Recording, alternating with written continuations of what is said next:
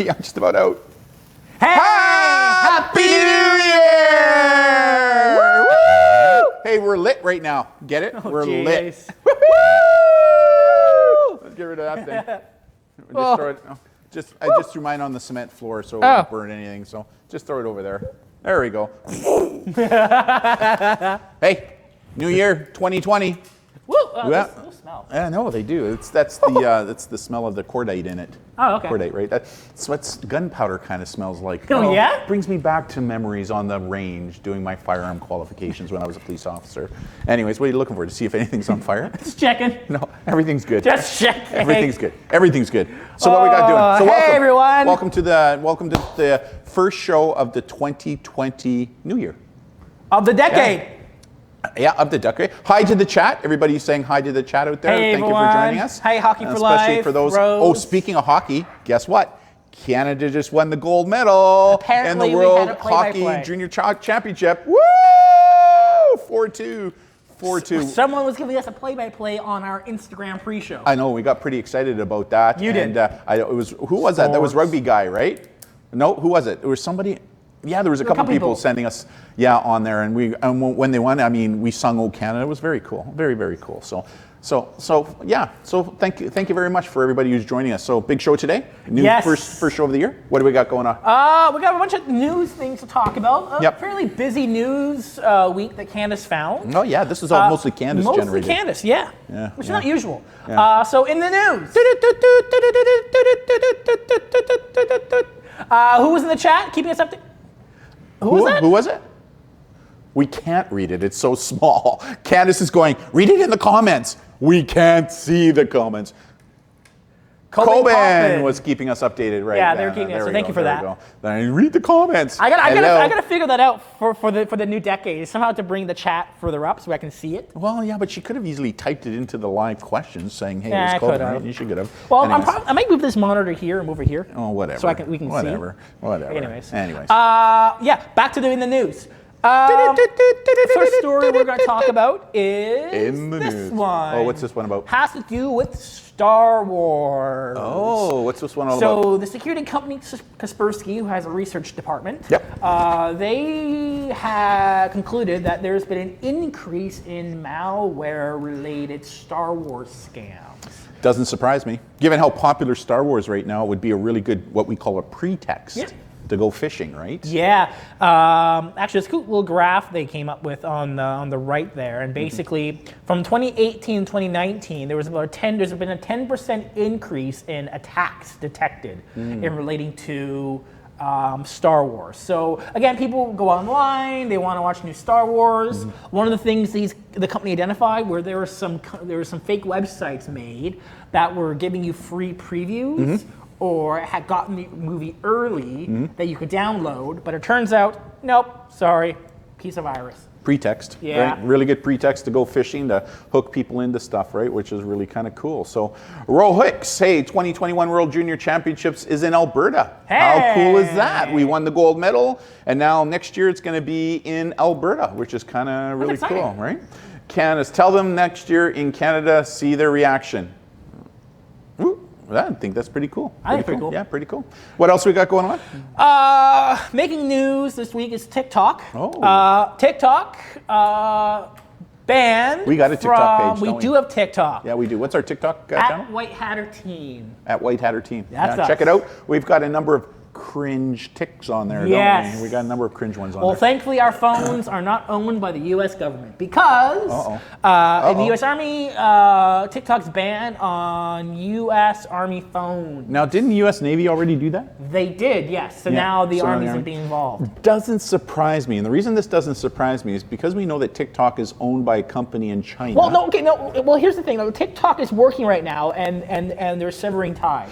Yeah, whatever. Even though they're severing ties, if there's still going to be a Chinese-owned company, you'd be fooling yourself to think that China's still. But there's a TikTok alternative run by the Chinese-owned company that's TikTok China exclusive. Yeah, but not yet, right?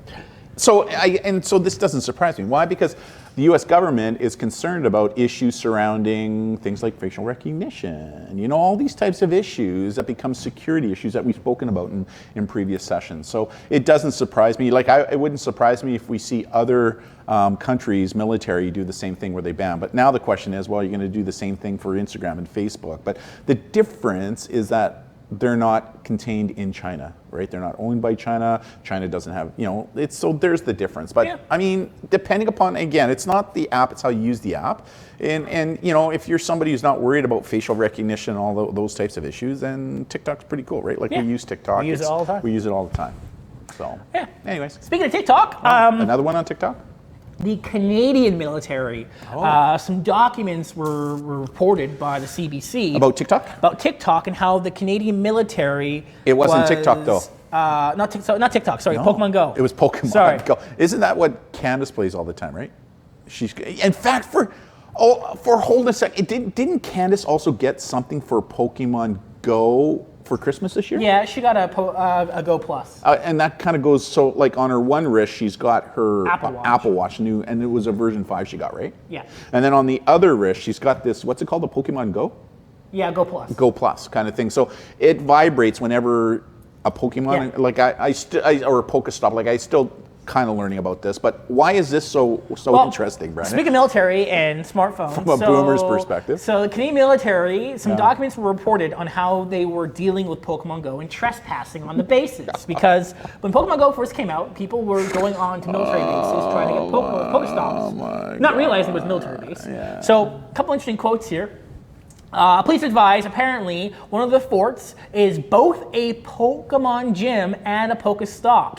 I will be completely honest in that I have no idea what that is. Well, Major Jeff Monahan at CFB Kingston. Okay, so at least he's honest when he says, I'll be completely honest in that I have no idea what that is. There's a really good example of, okay, boomer. Yeah. Okay, boomer. And then we have another quote, right? The game's premise seems to be going on to Pokestop, Pokegyms to collect Pokemons. We should almost hire a 12-year-old to help us out with this, of which we're able to find 5 of these things on the range road itself. So, I mean, it's just funny. It's hilarious, actually. Look at this picture here.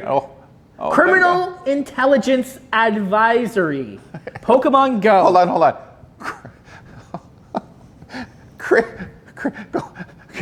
Criminal Intelligence Advisory? Oh my God. Okay, boomer. Yeah. Okay, boomer. Pokemon Go. Interesting quote here. At least 3 military police officers from CFB Comox, British Columbia, and Kingston and such were assigned with an unusual task of wandering around the bases with their smartphones and a notepad in hand, searching for virtual Pokemon infrastructure. Candace, there's a job for you in the Canadian military with the military police. You could be an intelligence officer specifically to Pokemon. Pokemon infrastructure. Oh my God. And they're getting paid for that. I mean, to be fair, it is a legitimate security concern, right? People wandering onto a military base who are not invited to go to Pokemon gyms. Okay, well, if you have a military base and you don't have fences and walls around it, then guess what? People are going to go on it, right? It's Canada. Yeah, but even so, I mean, most military bases in Canada, the ones where they don't want you going, they got like fences and walls. Look at CFB Esquimalt, where we live. They got fences all the way around it. You can't get into it unless you break through a fence. Now, I'm not saying Candace would be the type to dig under the fence or climb over the fence. Oh my God, there's a Pokemon gym. I got to get in there. They're shiny. Oh my God, I got to get in there.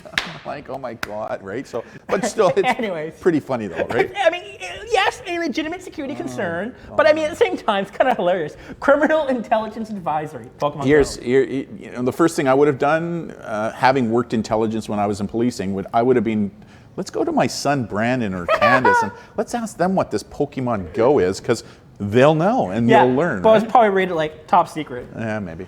Anyways. I mean, Candace is just whispering in our ears, oh, I love Pokemon Go. I love Pokemon Go. It's great, she just said. It's great. And she said it that way. It's great.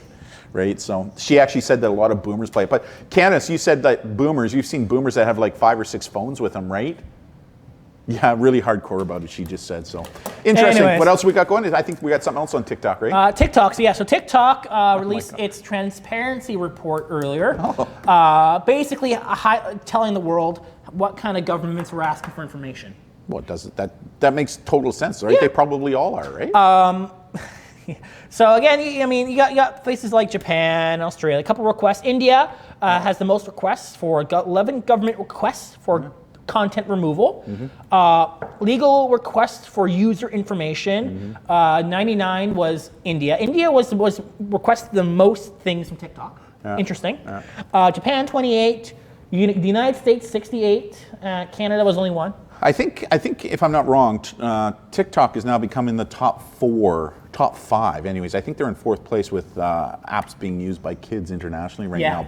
And as it becomes more popular, then we know that the criminal element and even the terrorists and white supremacist type of individuals will use platforms like this to connect with young people and even older people. So it doesn't surprise me that government agencies, especially India, where they have lots of issues around terrorism and that kind of stuff, is making these types of applications. China's not on the list though.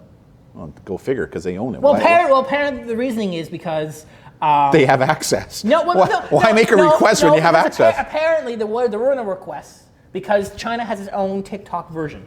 No. So the main one. The reason they didn't have any requests is because they can go right into the app and see what's going on. So why making a request when you can go right in? Anyway, Hello. There's so many conspiracies around that one. Hello. There's no conspiracy. It's the truth.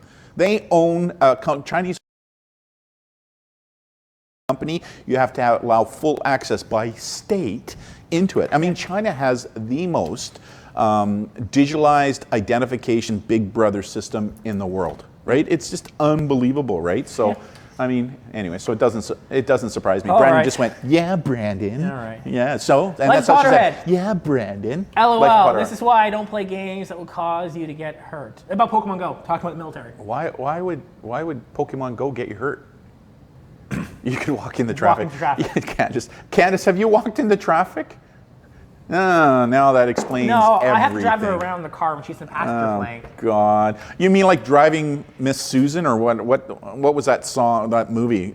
Driving Miss Daisy, yeah, that's it. So, and she's in the back seat going ding dong, ding dong, ding dong. Brandon, slow down. Oh, hold on a second here. It's not just Candace. I remember you and I were on a road trip. I think it was in Saskatchewan or even Alberta, where we're driving along and doing whatever, and then all of a sudden you go, Dad, stop! I'm thinking, oh my God, am I about to hit something? He goes, no, turn around. What? He goes, there's a Pokemon gym going on over here, and I want to play. I went, what? And it was actually at this, I forget, I think it was Alberta or Saskatchewan, where they had, like, it was at a railway car that was like a museum, and that's where it was built. In the middle of nowhere. In the middle of nowhere. Mm-hmm. Like in the middle of nowhere. So it's not just Candace, it was you as well, right? Play a whole lot anymore. For sure. Yeah, anyways, but it's mostly Candace right now. Yeah. It must drive you crazy. I mean, the other day when we were, yesterday when we had the business meeting, she had her iWatch, her new iWatch, the 5, or the Apple Watch 5 on, and it was going ding, ding, ding, ding, ding, and just getting all kinds of notifications. And I know when she's wearing her Pokemon, what's it called? The Go Plus. It goes ding, ding, ding too, right? It vibrates. So, oh my God, it must, like, when you're driving around with her, it must be like crazy, like ding dong, ding dong, ding dong, ding dong. Like, holy crow. Anyways, back on topic. What else we got going? Snapchat made news earlier, Of course talking about how they are launching their BitmojiTV. What? What's that? Okay, so apparently, the Bitmojis you can make on your phone with Snapchat. I got one. I do too, right? Yeah. Well, apparently, because actually Candace said, I made them for all of you. Did she? Well, hold on a second here. She didn't. No, she didn't. Yeah, she did. No, she didn't. Hold on. Did she make... The Bitmoji. Hold on. Not the Animoji, the Bitmoji. What about that one? That's an Animoji. That's Apple, not Bitmoji. Okay, boomer. Okay. Yeah, you're right. She did make the other one. So the Snapchat version, apparently, they're going to take that model and they're going to basically kind of like animate it into like weekly TV shows. So you can see your character in TV shows. Okay, I think in my days when I was a teen, I think we called those cartoons. Just saying. It's a cartoon, yes. They were cartoons. Yes. So really, what's the difference? There's no. Okay, thank you. But it's using your character. So this is the Gen Z version of boomer cartoons. With your own, yeah, man. I mean, no Gen Z watches like traditional cartoons. They do. When's the last time you've ever heard of a Gen Z watching Scooby-Doo? Right? It's more like SpongeBob SquarePants. No, it's more like Rick and Morty. Rick and Morty or something like that, right? Like it's like Family Guy. Anyways. Cool. So can you send your own Bitmoji in and then they'll make a movie or cartoon over No, it? apparently automatically, like, I don't know how it's going to fully work yet, but apparently what I can determine is basically you get sent a video every week kind of thing, and it's your Bitmoji character in the animation. We should do a White Hatter Bitmoji cartoon. But What do you think? What do you think? Yeah. Anyways, next on the list. Check the notes. Live question. Hockey for life. Ha ha ha ha. Clippy. Clippy is right there. Right there. And I got TikTok, and I got Jurgen's new too. Yeah. And gluten free is also new. Yeah, and Peppa's also new. Yes. Yeah. And I got one that says "Okay Boomer" as well. Yeah, you're a boomer. Because I'm a boomer, but I'm a dripping boomer apparently. Yes. Right? Dripping boomer. What else we got going? This one is a little concerning. Interesting actually, when one. you brought it to my attention. From the Washington Post, an article talking about how colleges are turning students' phones into surveillance machines, tracking their locations a lot. So basically, the story of this, there's a company, it's called Spotter EDU or something. It's a company that has designed an app that colleges can implement, and students download the app onto their own phone. And with the app, it connects to these little Bluetooth beacons that are all around the campus. So basically, when your phone gets into range of a beacon, it connects, which then correlates to a location. Are students required to download this? That would depend on the university if they require it or not. Now, obviously, I don't think this would really fly here in BC, given our really strict privacy laws. That we know of. Right. But this is like Big Brother, right? Yeah, it's interesting. I mean, interesting kind of some quote here from the article from Washington Post was,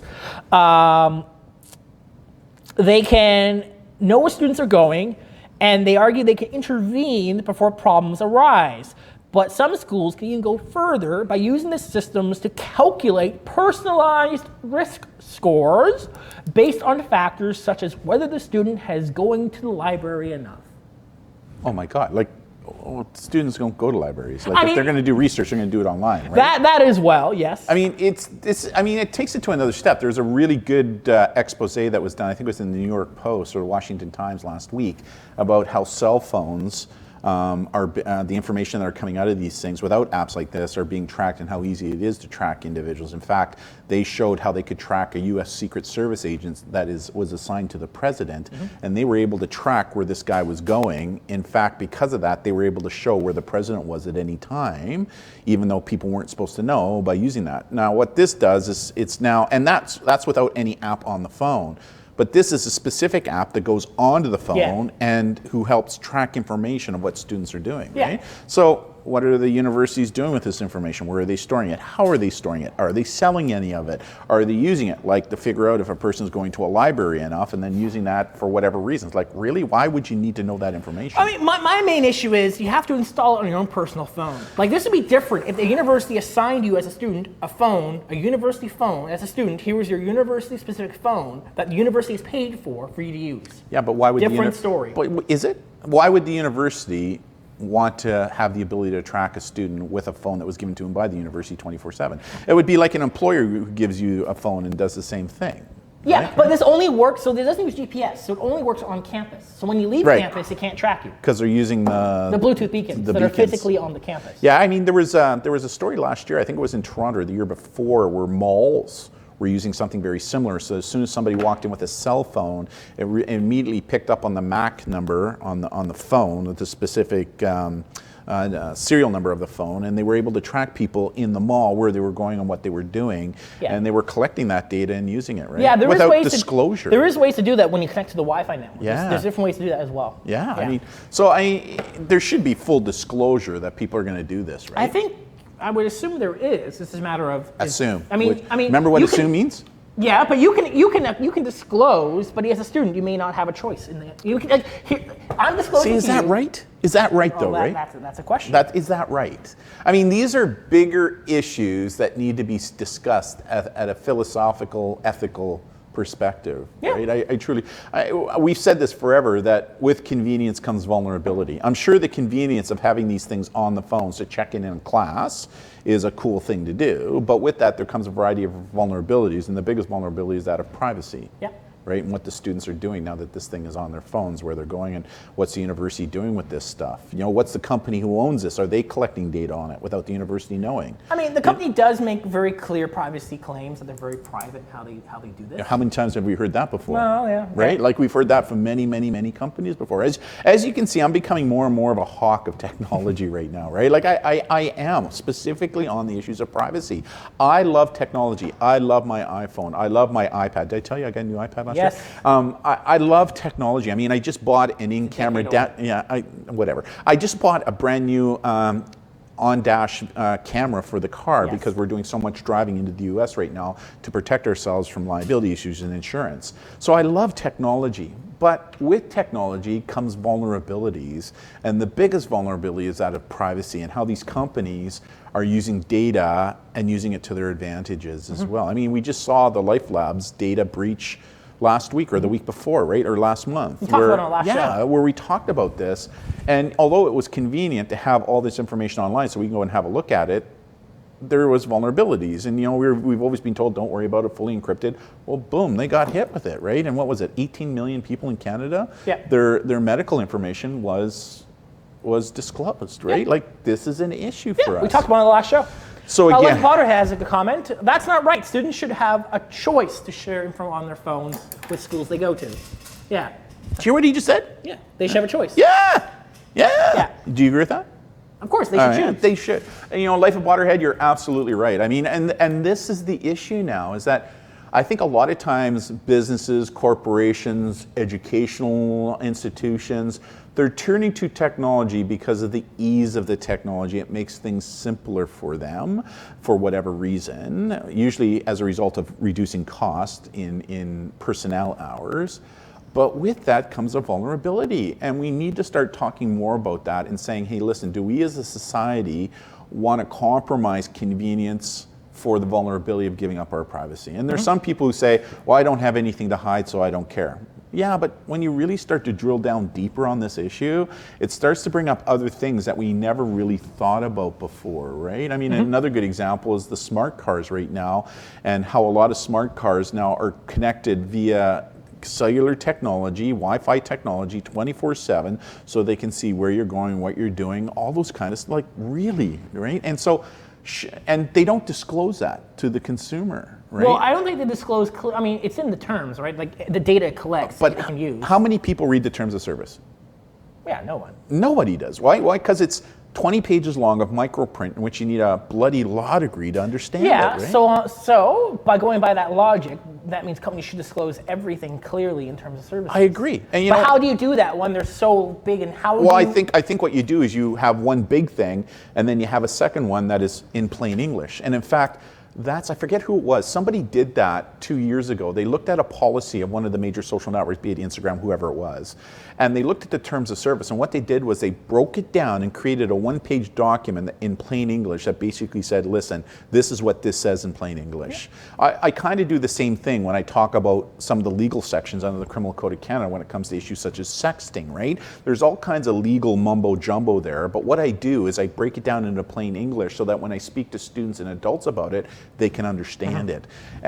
And that's what we need to do. But I also think that there needs to be more disclosure by these companies that are developing these apps to say that this is what they're doing. And I also think that there needs to be more discussions specifically to the issues of privacy and how we as a society are giving up our privacy more and more, and how that could affect us either in the present or down in the future.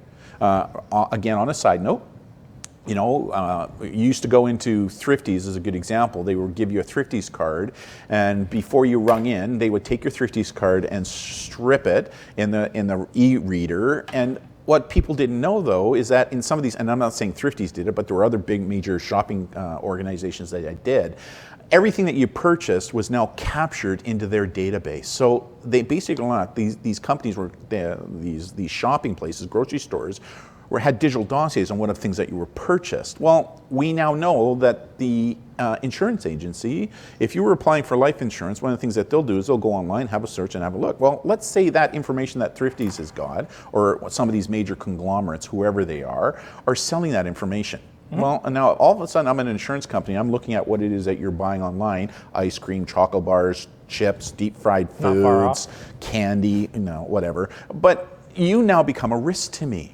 Right? And so your insurance premiums are maybe going to be a little higher than mine, who's eating healthy. So again, these are things we never Unless there's laws in place to prevent that. But what we're finding, though, is that those laws aren't necessarily there yet. They're starting to catch up.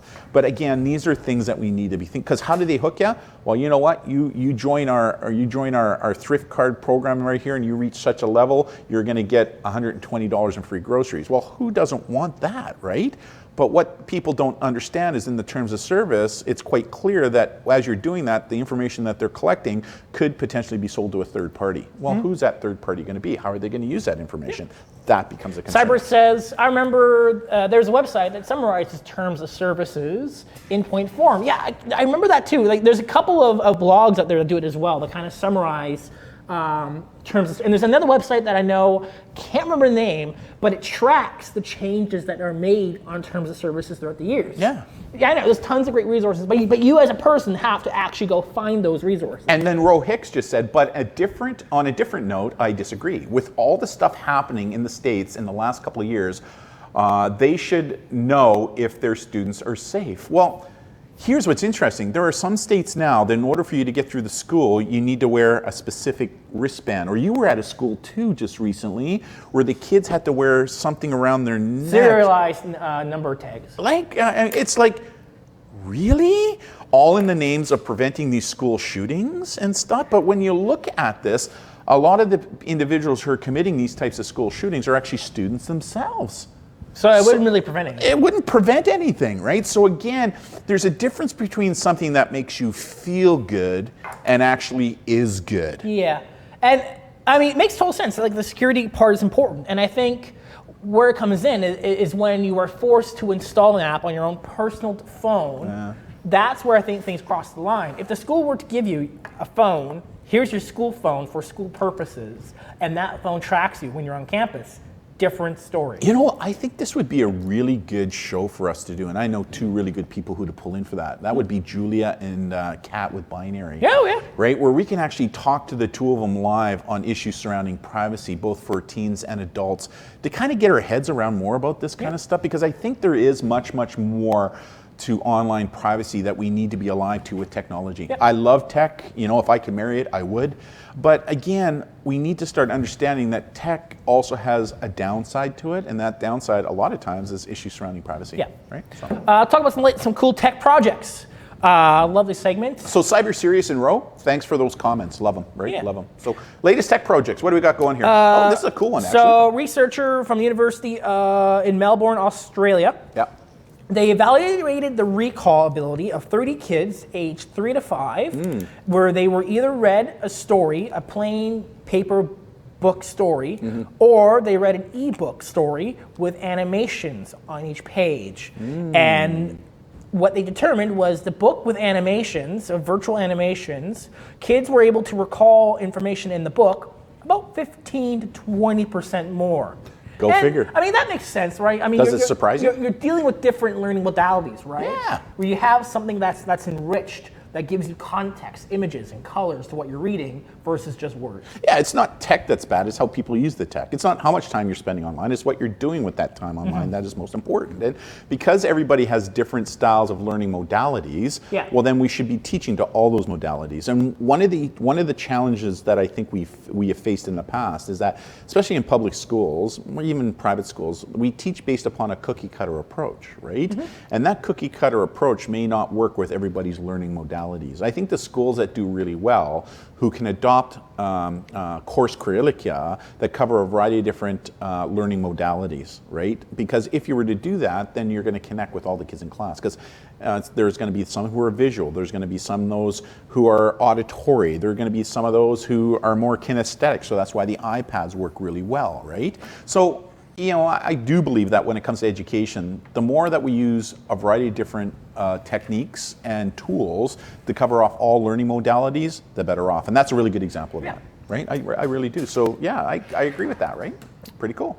Researcher from, this is another cool. researcher. Yeah, you told me about this one. Developing a battery that is a lithium, it's a sulfur-based battery that apparently will last 5 times as long. It's a lithium sulfur battery, which is very interesting. So basically, they're estimating that you could have a phone charge that could last for like 5 days.